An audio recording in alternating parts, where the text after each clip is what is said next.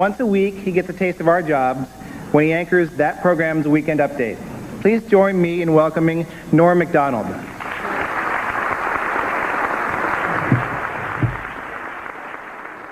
For years, Hillary Rodham Clinton has told people that she was named for the first man to climb Mount Everest, Sir Edmund Hillary. But as Esquire magazine recently pointed out, Sir Edmund did not climb Mount Everest until 1953, 6 years after Hillary was born. However, the First Lady does have a good explanation for the discrepancy. She loves to lie.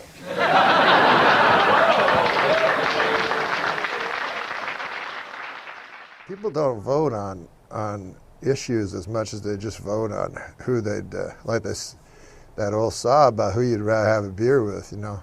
And nobody wanted to have a beer with Hillary Clinton, you know. I think I had one joke about Donald Trump that I ever did, where I said that people, that Americans hated Hillary Clinton so much that they voted for someone they hated more than Hillary Clinton to rub it in.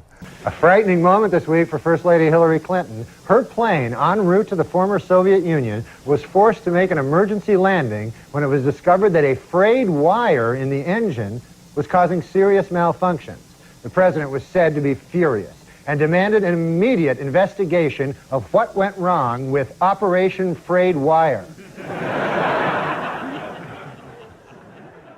Norm Macdonald died this week after revealing that he had secretly suffered with the disease cancer for 10 years.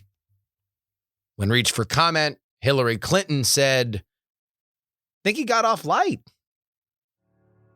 The following is brought to you by TheKnowledge.com, Dustin Campbell, Daily Tech News Show, Andy Beach, Nick Wood, and Craig.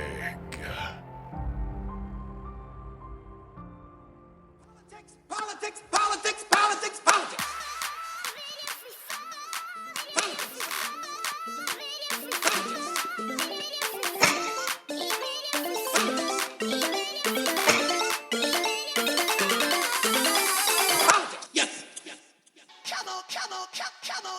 Hello and welcome everybody to the Politics podcast for September 17th, 2021. It's your old pal Justin Robert Young joining you from Austin, Texas. As you might imagine, we are going to talk a little bit about Norm Macdonald in our interview segment. We're going to have Andrew Heaton on, who I think, Heaton's an actual stand-up comedian. I am just an appreciator of the art, but we're going to talk about Norm in general and Norm as a political force, because if you listen to my Dana Carvey episode where I talked about the elemental truths that Carvey worked on, like it was, you know, something that was very kind of broad.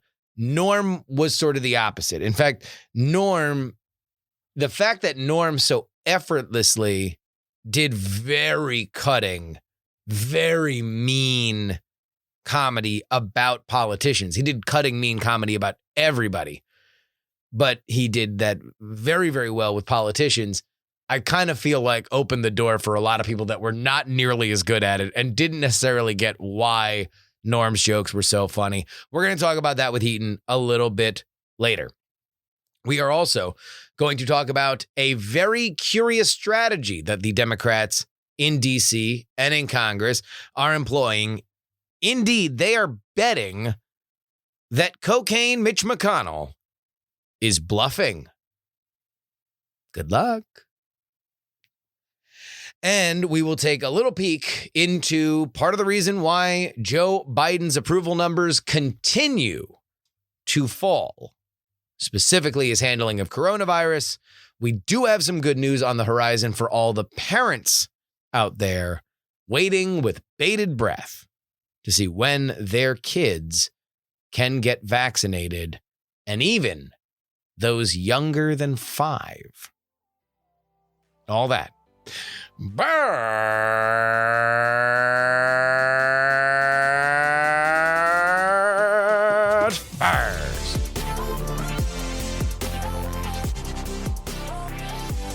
So amongst everything else that Joe Biden has to deal with, he also has to face down something that should be his biggest strength. He's the guy who gets things through Congress. And, indeed, it was a gigantic step forward for him that he was able to get a bipartisan infrastructure bill, with some of his help, through the Senate. Unfortunately, it is now stuck in the House. And while the Democrats fight amongst themselves in the Senate on the back half of the infrastructure package, the Build Back Better $3.5 trillion deal that would be the most radical setup of social safety net, cradle to grave social safety net in American history since, I think, Great Society back in the 60s with Johnson. There are also some other issues that are creeping on up, including the fact that the United States very much needs to raise its debt ceiling, aka the amount of money that it is allowed to borrow. Otherwise, there is a threat that we might default.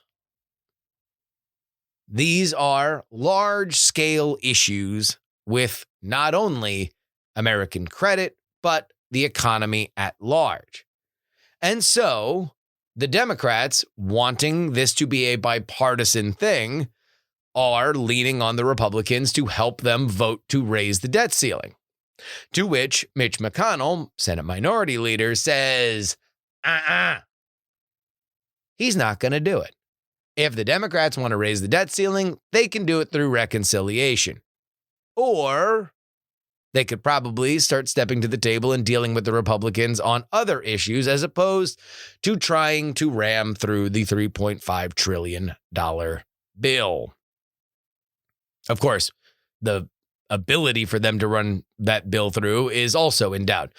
The large story here is when you're creating ancillary problems that require Mitch McConnell to go back on his word, something that whether or not you trust or like Mitch McConnell, he very, very rarely says one thing and does another. He's much more likely to just say the thing that is, terrible in your mind and then actually do it. The reality that the Democrats face now in the House is that this reconciliation package is likely not going to pass until late into the fall. The further we get into that position, the closer we get to the midterms. This problem only gets harder, not easier. The general sense through all the reporting that I've read is that the reconciliation bill is too big to fail. And eventually, somebody's going to bend the knee that makes this thing work. A reminder that as it is right now, if everybody who has dug their heels in the sand indeed keeps those positions, then the Democrats have nothing to show for having the House, Senate, and White House. That is not a good look.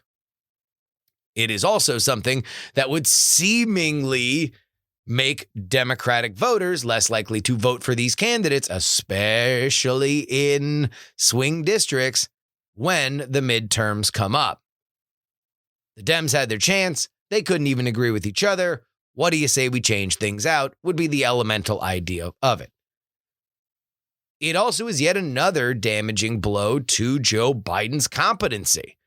Again, while he technically is a guy who sat on a bunch of committees when it comes to foreign policy, and now he's got a black eye in that regard, the economy isn't exactly great, but he was never really known as an economic leader. The coronavirus is still hanging around, although we'll get to that in a second, and he has not quite demonstrated his competency in that area. But the one thing he can do, the one thing that no matter what you think of Joe Biden, you have to say is his number one skill set is getting things done in Congress. Now, when you get things done in Congress, they oftentimes take a long time. The question that we have now is if reconciliation isn't going to happen by the end of the month, then that means that Nancy Pelosi faces a very, very, very interesting problem. Remember, the House moderate Democrats threatened to derail the entire reconciliation program before it even got started. The reason why they agreed to do what needed to be done is by making Pelosi promise that there would be a vote on bipartisan infrastructure on the 27th of this month. Now, back when they made that deal, I'm sure they thought a lot could get done. But as you're listening to this episode, we are a scant 10 days away. And the Senate looks no closer to giving the House any kind of reconciliation package, which means Nance has to make a choice. And none of them are good. Does she push back the agreed upon deadline to vote on the already delivered bipartisan infrastructure bill? That would immediately neuter the House moderates, who would look like total ding-dongs for surrendering any position and literally getting double-crossed by the time that they were supposed to be paid back for it. That's a bad thing. Or you could put the bill up for a vote, the bipartisan infrastructure bill, up for a vote, at which point you would either be in a position where the Republicans could vote for it and advance it, therefore taking the problem off your hands, but totally infuriating your progressive base, or the Republicans don't vote for it, which looks more likely at this point, and the progressives don't vote for it either, because they've said that they will not vote for the bipartisan hard infrastructure bill until the soft infrastructure bill hits their desks as well. They want to pass them both at the same damn time. So you are going to have headlines that the Democrats in the House have shot down this bipartisan infrastructure bill. That is something that will be on every midterm advertisement for anybody running for their House seat in 2022. Oh, also, a reminder that technically Nancy Pelosi said this would be her last term as Speaker. I mean, that was a while ago. We've been fairly well conditioned to know that Nancy Pelosi, rappers, boxers, and wrestlers often promise retirement while not actually doing it. So we will see whether or not she is ready to pass the torch. But if we are only even going to understand that there are matters of legacy involved in this particular situation, then we can begin to realize exactly how tricky things are. Regardless of where you are on these issues, the reality is that there is right now a logjam for the Democrats in Congress. The big signature achievement that they passed was months ago with the COVID bill. And a lot of that stuff has kind of come and gone, even in the minds of those of voters, considering that the Democrats are not getting a ton of credit for COVID right now, at least after the surge of the Delta. The next thing that they did was the bipartisan infrastructure bill, and they're fighting so bad about that that it hasn't even hit the president's desk. When will things happen? Or maybe the question will be, if things happen at all. Good news for parents. Pfizer and BioNTech expect to apply for approval from the U.S. Food and Drug Administration for their coronavirus vaccine for use in children between the ages of 6 months and 5 years old in November. This from the company's chief financial officer, Frank D'Amelio, in an industry conference on Tuesday. They will also be applying sooner than that particular filing for approval of the vaccine in children from 5 to 11. Obviously, That is something that a lot of parents are very, very concerned about. Oh, by the way, a correction on something that I said during the Sunday show, which everybody heard this week because it is indeed PX Free Week. And that is, I made mention of a study that showed that there are 1 in 5,000 breakthrough infections for vaccinated people. A quick caveat to that, that's not wrong per se, but it is important that I note, as somebody emailed me about it, that it is 1 in 5,000 daily. So this is more than just 1 in 5,000 forever, right? It is 1 in 5,000 every day. So look, the reality is the vaccine is still extraordinarily effective at preventing hospitalization and death. Breakthrough infections are far more mild on average than getting the coronavirus raw. And there's that. So I wanted to say that. But let's also take this moment to take a look at Delta as a whole.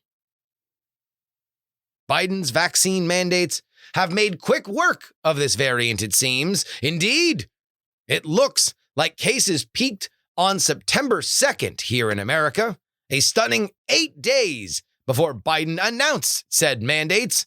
Surely the virus heard the footsteps and became so scared it began a retreat. All jokes aside, this is obviously good news. It appears that we are past our peaks in some of the largest hotspots, including Florida and Texas. It will be very curious to see what happens as the temperatures begin to cool, as it has started to do out here in central Texas, in Austin. We are now in the highs of 90 as opposed to the highs of 100. But that also means, along with the pumpkin spice lattes and all of the apple picking up there in the Northeast, things begin to get quite chilly.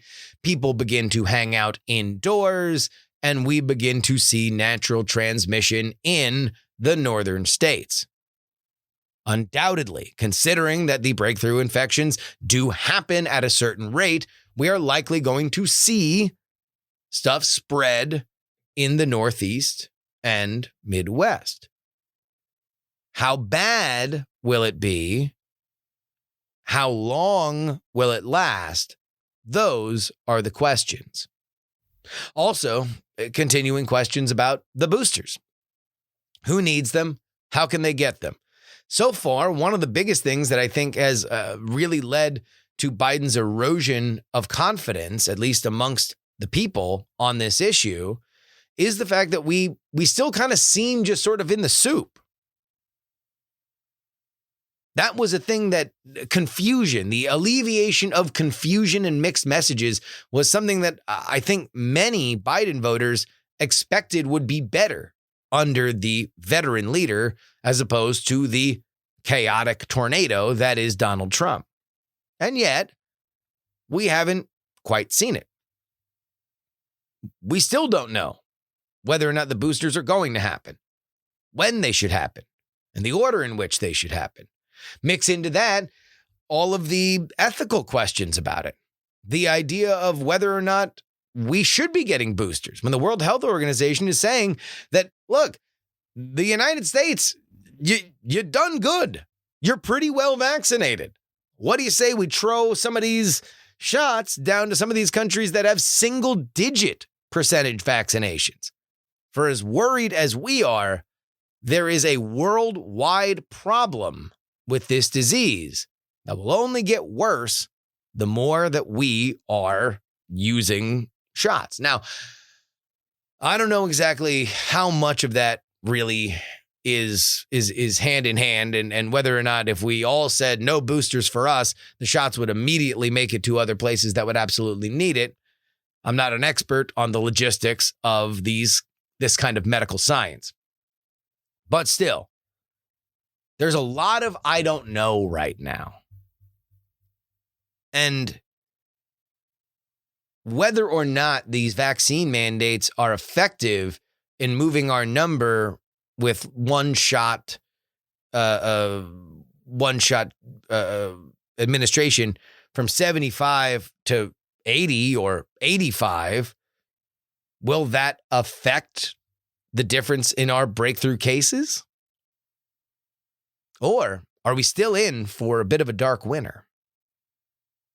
I know this for sure. The worse it gets, the worse it will get for Joe Biden, as the latest polls that have come out while I am recording this in the middle of the week continue to be bad. He has not yet found his floor in terms of how upset the American public is in terms of his approval rating. And if you subscribe, like I do, that you can usually pad in like a +2, +3 for Democrats and a -2, -3 for Republicans in these opinion polls. Well, he might be doing even worse than we think. I don't know what the end game is on COVID. I honestly don't. But I do know that as far as the hand-holding and bedside manner, the Biden administration has not delivered in the way that I expected, at least. And based on these polls, it seems like America agrees.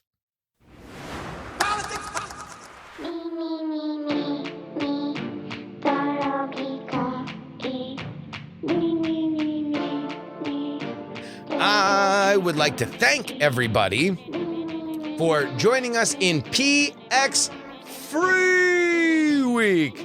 And also, here's a little reminder for you. Not only have all of the episodes that would normally be behind our paywall at takepoliticsseriously.com been in the free feed this week, but I was even able to proselytize the good word. In fact, our guest today, Andrew Heaton, is also putting his Patreon content in his free feed, up to and including an interview with me. So, if you would like to get all of Heaton's stuff, you can go ahead and do that right now at the Political Orphanage. Of course, all of our free stuff is in my free feed. But all good things must come to an end, and unfortunately, this will be the last day of our free week. So, if you like what you heard, now's the time to make the move.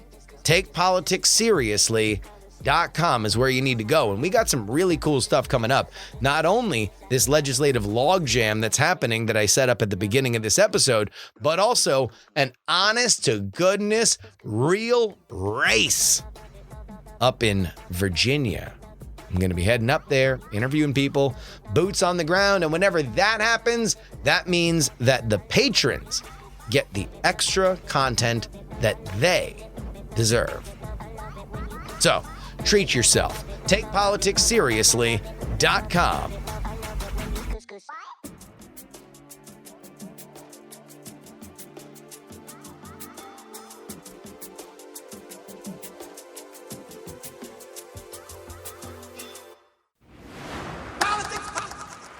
Our guest today is no stranger to the program, but what many of you might not know is that Andrew Heaton is a very, very, very funny stand-up comedian. And like anybody who appreciates comedy, but certainly those who practice it, there are gods amongst their trade.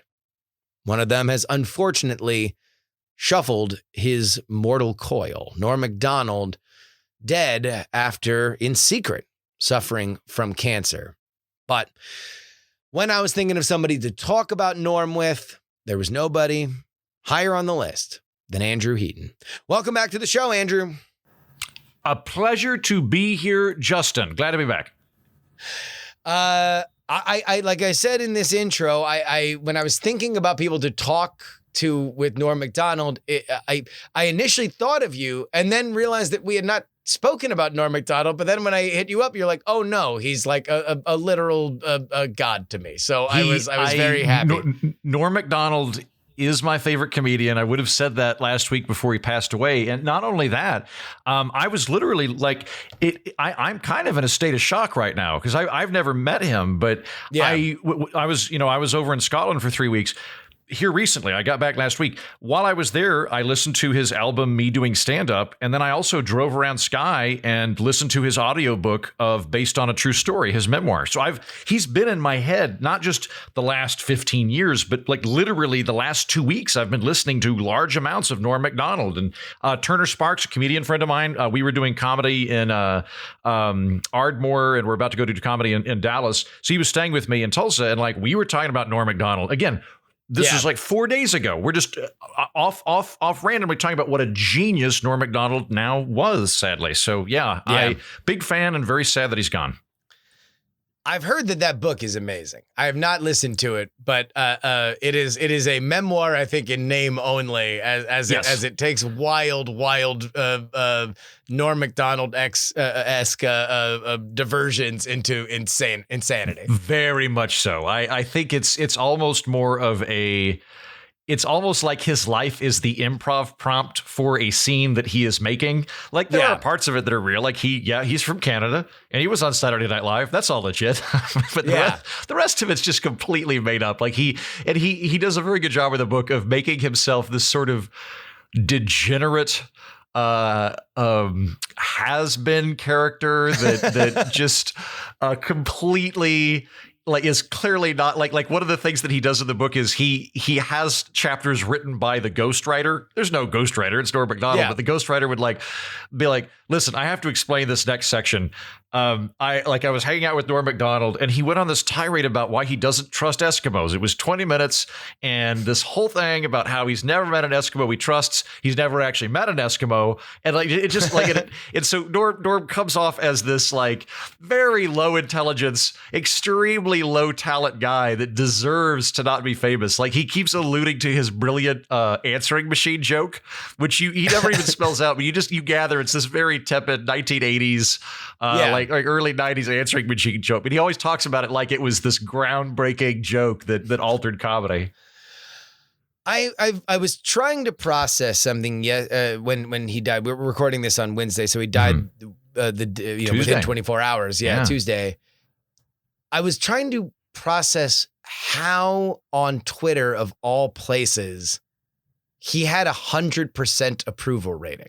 For somebody that never really spared any sacred cows, who willfully kind of transgressed into territory that is sacred and gets even the most famous comedians into hot water in terms of sexuality and gender and all that.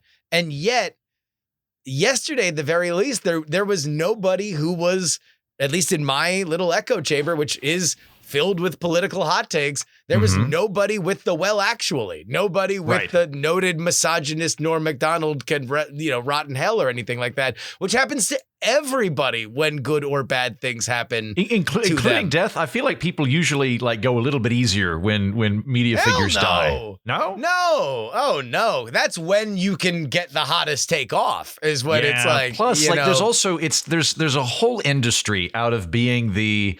Actually, guys, this thing was pretty bad. Like that's a really good way to jumpstart your career. There's somebody that, do you remember when there was a hot take that Jon Stewart was really sexist and how his staff had confronted him and all this stuff. And it turns out that what had happened was exactly one lady had been fired from The Daily Show. And then she went to this so-called journalist and said this. And then the other people talked to everyone else at The Daily Show that was like, no, she got fired for very legitimate reasons and she didn't belong here. And like, I'm a woman and I'm telling you, Jon Stewart's not remotely sexist. And I've always felt comfortable being here. But the lady who wrote that story, I mean, it launched her and she got all these clicks and then she became a CNN contributor. And like, it's great. If here's something for anybody listening to your audience that wants to become a goddamn hack and really make their life good, write a thing about how The Office is actually a terrible show and it's actually like sexist and misogynist, and you'll get some feedback on that. You'll get some traction. clicks. You'll get traction. Yeah, you'll get traction on that. Yeah. Make your little deal with the devil so you get your clapter and your clicks, and you can continue clawing your miserable life up a I'll digress here. I don't like. But again. I'm not even talking about journalists, right? I'm talking about the random person on Twitter. It only takes one person to say, actually, I hated Norm Macdonald, and I hated the fact that he punched down, and I hated the fact that he was so cavalier about these things that are so dear, and blah, blah, blah, blah, blah. None of that. Like, even like, there's a joke that I remember because I remember it so vividly in high school. Me and my buddy Harry used to tape everything that was just like randomly on. And before school, I would come to his house and we would just watch whatever was taped, usually wrestling and comedy. Those were the two things that was usually being watched. And so there was an episode of the Dennis Miller show, the show that he used to have on HBO, the like, I don't want to go off on a rant here show, right? Yeah. And he's sitting there with Norm Macdonald, and the joke is that I don't want to do the joke, but it's him saying, I went to a gay pride parade and there was a 60-year-old couple holding a sign saying, "We're proud of our gay son," which seems like an odd thing to say because that's not something you work your entire life for. You don't go to your friend and say, "Hey, my son just graduated first in his class at Harvard. He's working for an amazing law firm. We're so proud." Also, and then he goes to do explicit things about a very explicit and showing his friend a picture of the very explicit acts that would define somebody as homosexual. That's all on the album Me Doing Stand-Up, which is brilliant. My favorite part of Me Doing Stand-Up is he talks about when you're watching the news and crime comes up and there's like a murder victim, and he goes, "I wouldn't kill a woman. I say that. I know there's no river so long it doesn't contain a bend, but I don't think I'd murder a woman." And he proceeds to go on this like 4-minute prolonged diatribe about how he would commit murder. And he does it in a way that I think 99% of the population would understand this is a joke. It's not, he's not like, this isn't some weird misogynist impulse. And I think that's part of the reason, Justin, that he has such a high amount of approval behind him was two things. First of all, Norm was never dunking for a side. So he would dunk. He was an equal opportunist. I think that he probably... Yeah. All right. But please go ahead, because this I want to get into this.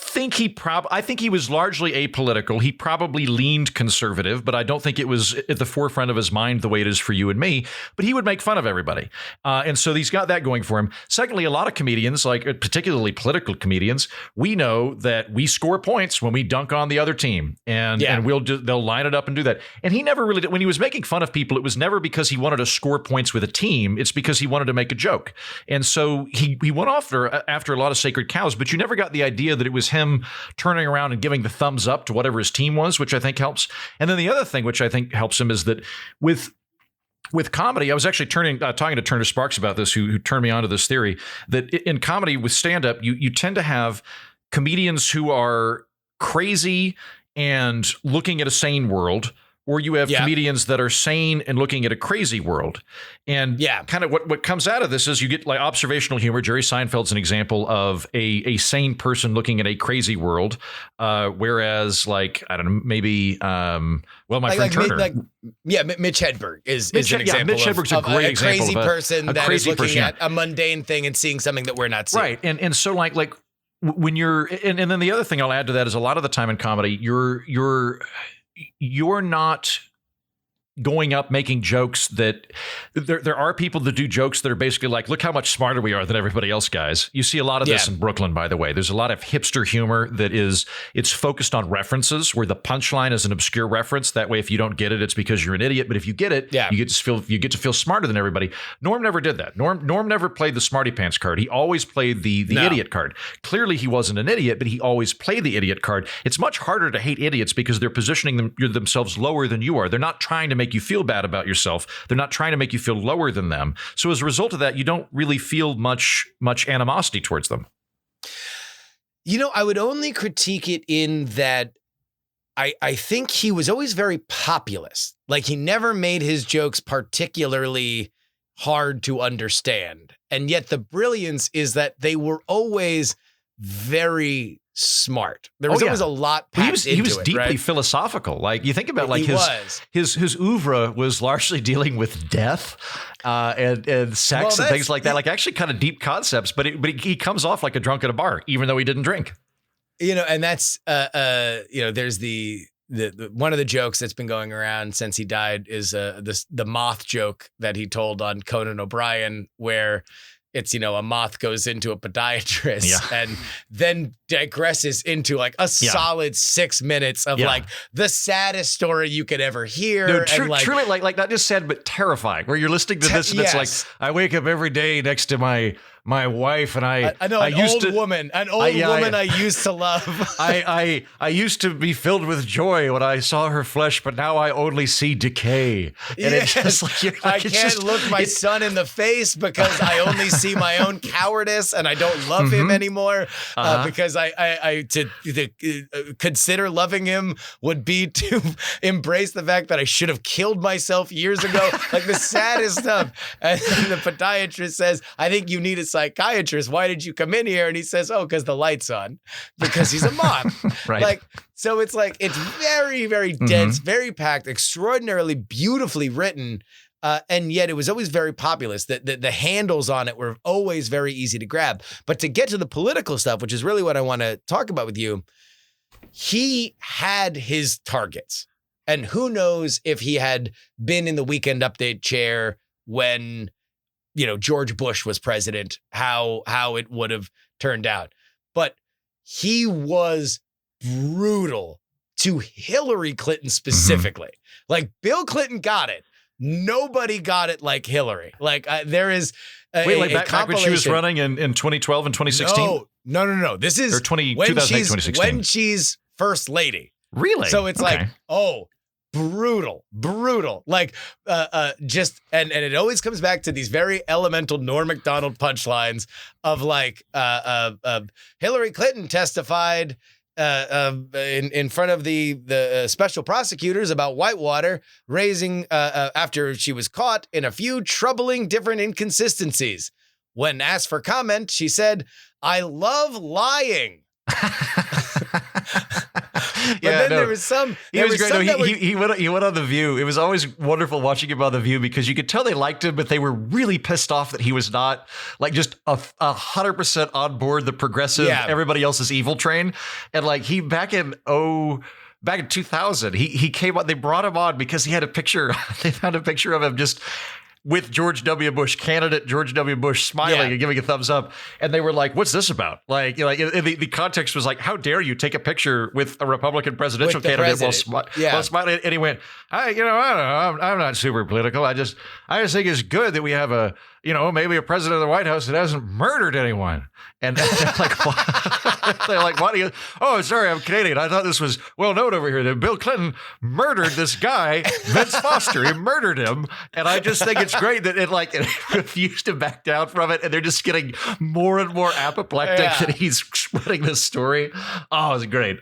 No, I mean, there's like a 2-part joke that's visual where it's just a Weekend Update joke where it's just a picture of Hillary. It's like, ladies and gentlemen, an introduction to America's first bitch.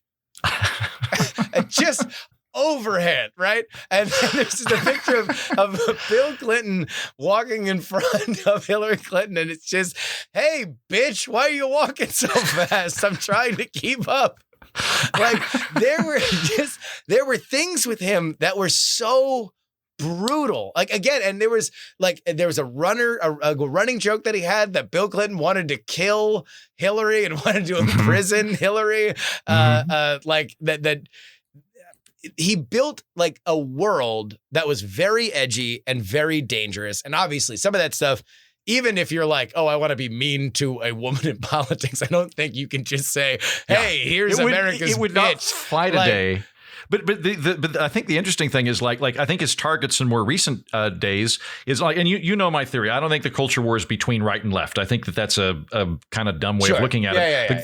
The culture war is between, as it has always been, pluralists and authoritarians. It's between people that are okay with other people being in error and people that require compliance for everyone. That's the dividing line, and it doesn't matter if you're conservative or progressive because that instinct manifests in both. And Norm was very much on the pluralist side of things, and it was interesting to watch him because he tended to target. It wasn't that he was targeting progressives. I don't think it was that he was targeting self-righteousness, and he was targeting hypocrisy, hypocrisy and compliance thinking. Like there was he was one of the judges for I think it was America's Got Talent or whatever the kinship program is to that. I don't know. And there was a comedian, and I've met him a couple times in New York. He's a nice guy, but he has a joke about how he's on the subway and a guy yells something about gay marriage is wrong, Leviticus 4:2, whatever. And he goes, well, if you can quote your favorite book, why can't I shout Harry Potter at you? And everybody applauds. And one of the judges goes, you're so brave to call out Christianity on national television. And then he gets to Norm, but he's like, I don't think you're brave. Like let me get this straight. You're criticizing religion here in Manhattan? Like you're making fun of religion with all of these other people that are atheists. You're getting all this. By the way, did you know that Rowling says that her book is based on the Bible? So if you like Harry Potter, which your book alludes to, then you should acknowledge. Had no time for this. Yes, I'm saying the right thing. Everybody clap like a trained seal. And he was very cagey, Norm, and I think that might have also been part to his aid, that I do think that kind of everybody thought he was fighting for them, that at some point you said maybe he has this kind of like Hitchens quality. Like I always say about Christopher Hitchens, that if you think that you've agreed with everything you've read of Christopher Hitchens, you just need to read more Christopher Hitchens. There's going to be something that you read where you're like, what planet is this asshole on?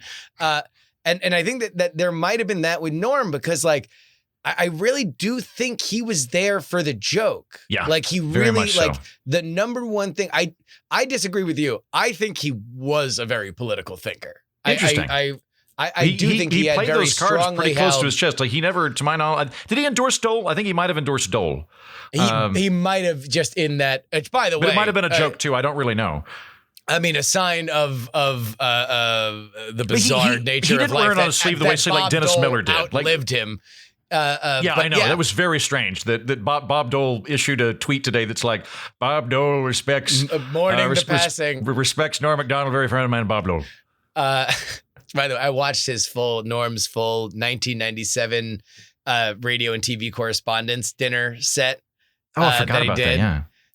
And his ender is, I have this letter that I got from Bob Dole. So it's 97, it's right after the 96 election, that he wanted me to read for you guys, to all the assembled press.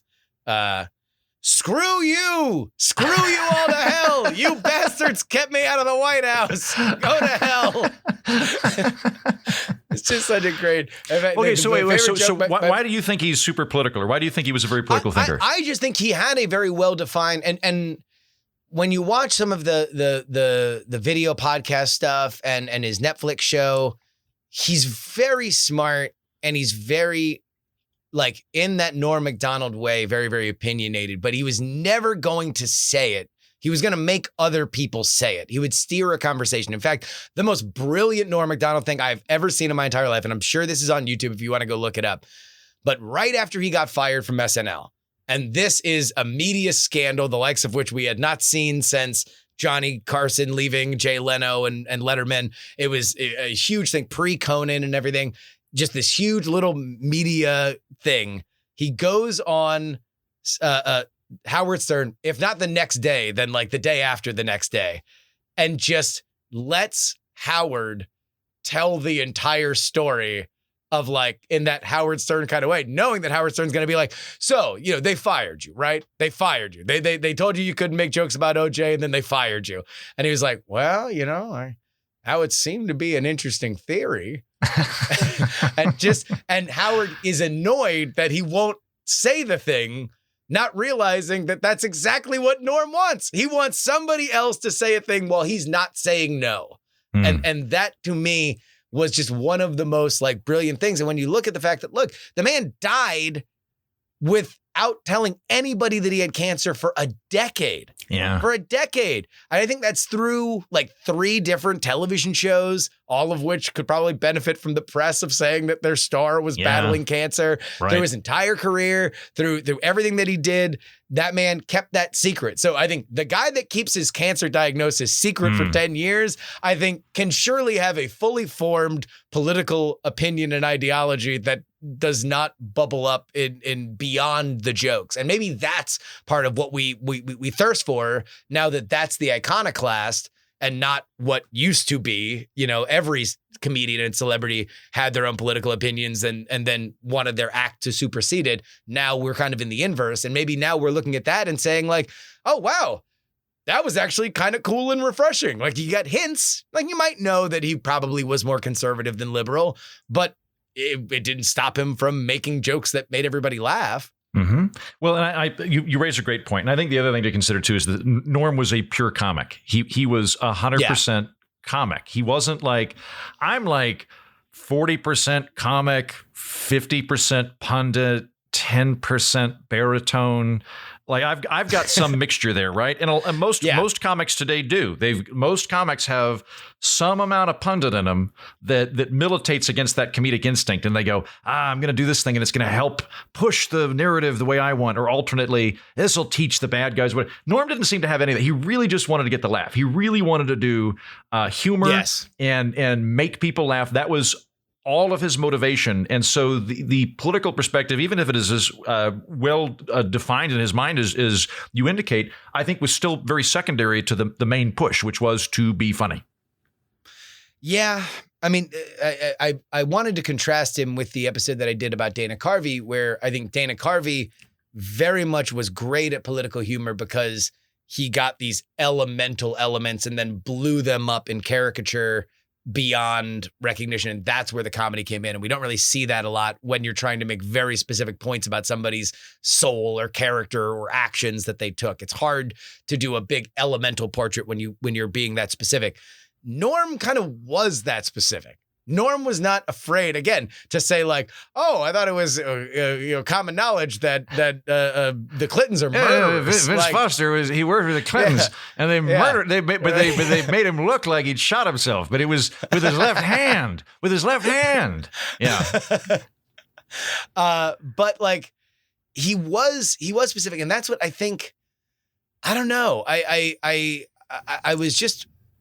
was befuddled that he got the pass there. And by the way, have you ever seen, I know you're not like a big sports guy. He did get in trouble a couple of times. Like, keep in mind, like one of the times he got in trouble, which was a big deal, because I think we mentioned this when I was doing Something's Off, was he had said, it was, I think right after Roseanne got canceled, or maybe, I think it was Roseanne, but he said something to the effect of, I get that people say the wrong things sometimes, but we have to give them an out. Like, we have to allow them to apologize and move on with their lives, because if we don't, they have no reason to ever change their mind and will just double down because they know they'll be flayed alive if they admit defeat. And like, he got taken to like, he got basically pulled onto the View, and you could like see the gun hanging off from the side of the camera pointed at him like in North Korea. And he was like, I'm real sorry, I didn't mean that. You should, if anyone says anything bad, we should ruin their lives and kill their pets and like all this stuff. So like a couple of times he would get in trouble for that. Although generally, I mean, anybody not actively on The View would go, yeah, that's a pretty good point. Yeah. I mean, also that's a rare moment where he kind of had an earnest, point of view, which I think the only things that he was ever really earnest about, at least on his Twitter, was gambling picks and golf live tweeting, which is actually the reason why I had to mute him on Twitter, because God, would he just fill my timeline with golf play-by-play. Yeah. But yeah, it's I wonder if there's an element of, I mean, is it just talent at the end of the day? Is it just the fact that Norm Macdonald was somebody that you can't look at him and hear his jokes and not be like, oh, that might be the greatest pure joke writer of all time? Like, I think so. I think if you don't like Norm Macdonald, and I don't know anybody who doesn't like him, but if you truly don't like him or you don't get it, I would immediately want to go, what do you like?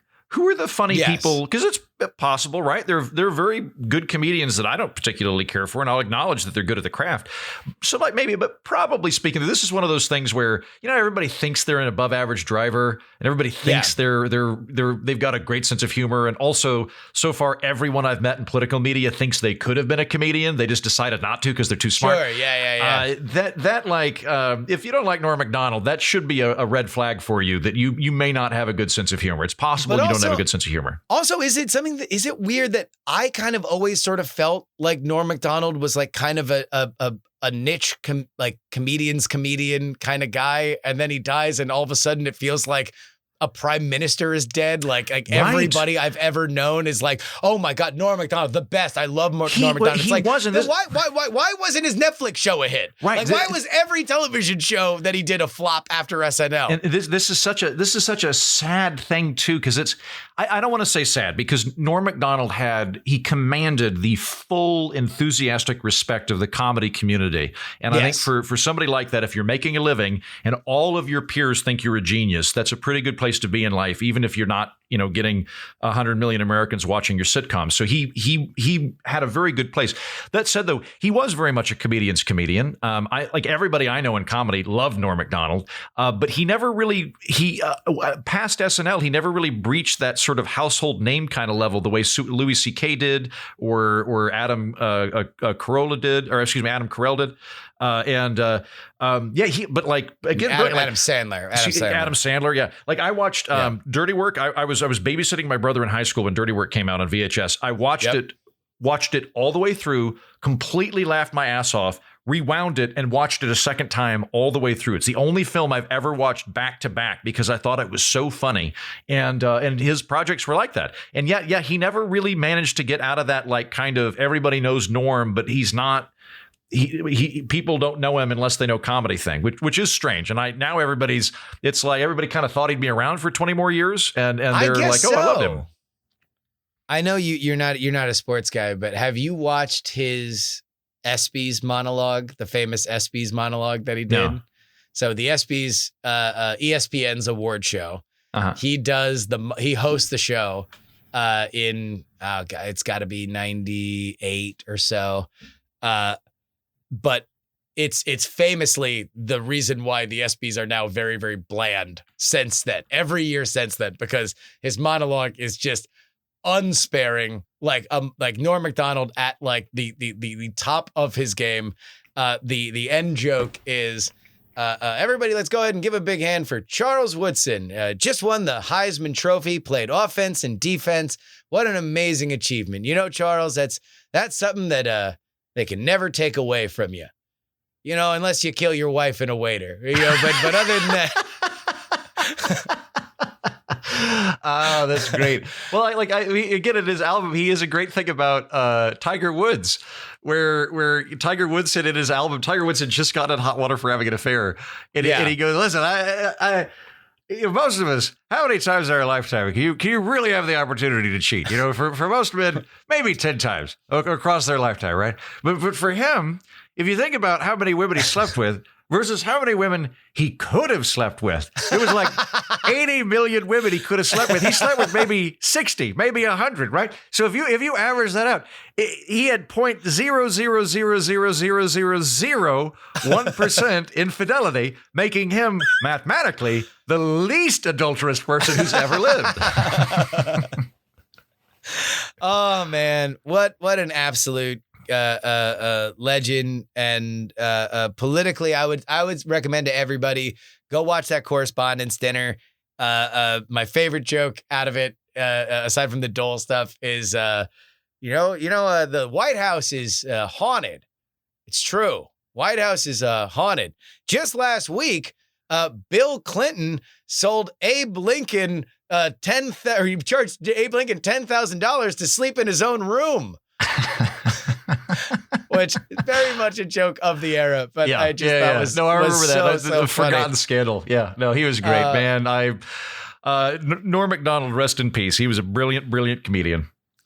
Heaton, I've already mentioned it to everybody, but if folks want to go ahead and get, much like they are doing here on my feed this week, I'm putting all the Patreon stuff out on the free feed. You are doing the exact same. So what can people get on the Political Orphanage feed this week? I've got 3 bonus episodes that you can check out that are usually behind the paywall. So on probably, is this airing tomorrow, Justin? This is this on airing Thursday? Friday. This is airing Friday. Great. So by the time you listen to this, Justin and I are going to do a bonus episode, but it'll be on the main feed. We're going to talk about California and Gavin Newsom and the recall election. I've just released a rerun bonus episode on Napoleon Bonaparte and what we can learn from him about foreign policy. And then if you go back a couple of weeks, there's a really, really good one on Winston Churchill that people very much liked. It is Winston Churchill and the opposite of Winston Churchill. So I sometimes I do kind of like prolonged history monologues on the podcast. They're all available for you. So check out the Political Orphanage. I think that you are doing some of your best work when you do that stuff. So everybody go check it out, the Political Orphanage, and of course, our friend Andrew Heaton. Thanks as always, buddy. Thank you. And that'll wrap it up for us today. Politics is written and hosted by me, Justin Robert Young, for Dog and Pony Show Audio in Austin, Texas. The show was edited by Brett Stewart. If you want to thank our guest, you can head on over to px3guest.com. Of course, you could email the show, theyoungamerican@gmail.com. Follow us on Twitter, px3tweets. Our Twitch is px3live.com. Or share the podcast with a friend at px3podcast.com, and get all of your PX3 merch at politicsmerch.com. Of course, if you'd like to make a one-time donation, you can by sending us a little something. Via PayPal is paypal.me/payjury. Venmo is Justin-Young-20, and our Cash App is PX3Cash. Meanwhile, anything physical that you would like to send, you can do so at P.O. Box 153184, Austin, Texas 78715. Fun little story. So I went to the P.O. Box the other day, and I got a great letter from a listener who is a serviceman overseas who sent me 10 euros. Now, I'm pretty sure that that's more than $3. It's probably more than the dollar that I usually ask for on Venmo. I don't know. I'm not a money scientist, but I very much enjoyed it. I always love silly stuff showing up into the P.O. Box. One more time, that is P.O. Box 153184, Austin, Texas 78715. Of course, if you've enjoyed our PX free week, you can get that exact experience every week at TakePoliticsSeriously.com. That's where you find our Patreon. $3 tier gets you 2 bonus episodes per week covering all the news we miss during our regular podcast schedule. Specifically, it is the Sunday show, and our late edition. The $10 tier gets you that and your name right at the end of the podcast, like these fine folks in the Titanic. $10 tier, including Idris Arslanian, DJ Katie Mack, Niemeister, Dr. G, Lord Scale, De Quince, Anile, Admiral Flapjack, Utah Jimmy Montana, Edmund Pluribus Unum, Peter Spicery, 70s TV salesman or spy? Do you really? And vote Gloria Young for King of the New World Order. Zombie Doc Edison, no mention on the podcast, please. .com Junkie D4 Bongo, Ye Old Pinball Shop, John Snaffies, Off Route 44. Brian, Neil, Darren, Olin and Angela, DL, Steven, Chad, Miranda, Janelle, Chief Andy, Robert, Casey, Paul, the most conscientious, nonpartisan listeners, Brad, Richard, D. Laser, just another pilot, Mike, The Jen, Will, J. Pink, and Andrew. If you would like to join their ranks, it is so simple. TakePoliticsSeriously.com. Another week in the books, and boy, I feel like past Labor Day, this is when news traditionally picks up. Congress is back in D.C. We got a lot of big deadlines looming. I can smell an election coming up. The recall's behind us. We're ready to roll, and I'm here for you. Thank you guys for enjoying PX Free Week.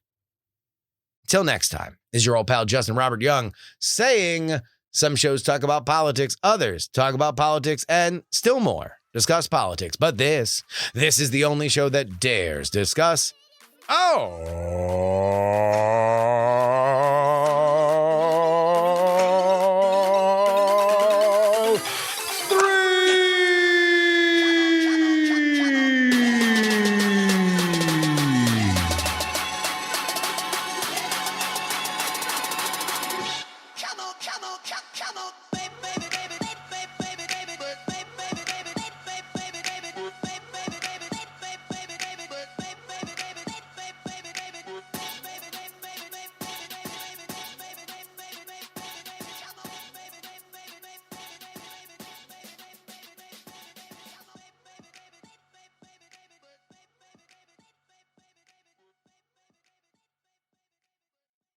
Diamond Club hopes you have enjoyed this program. Dog and Pony Show audio.